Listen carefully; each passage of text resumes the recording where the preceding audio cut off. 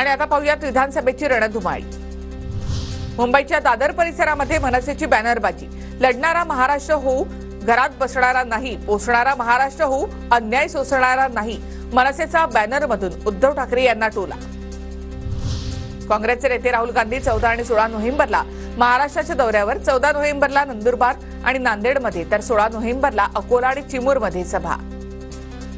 पंतप्रधान मोदींची उद्या शिवाजी पार्क मैदानावर सभा। मोदींच्या सभेची तयारी अंतिम टप्प्यात।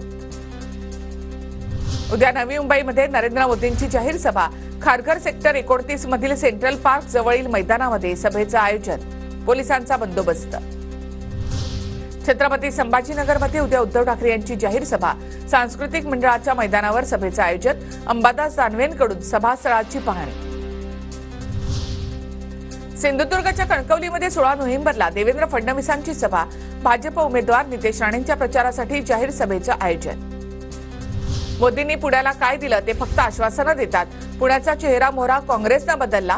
पुणे शहराच्या विकासाबाबत मोदी बोलत नाहीत। मोदींच्या पुण्यातील सभेनंतर रवींद्र धंगेकर यांचा निशाणा।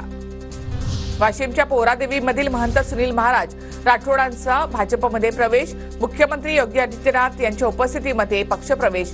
देशाच्या महंतांच्या हस्ते पक्षप्रवेश मिळाल्याची राठोडांची प्रतिक्रिया।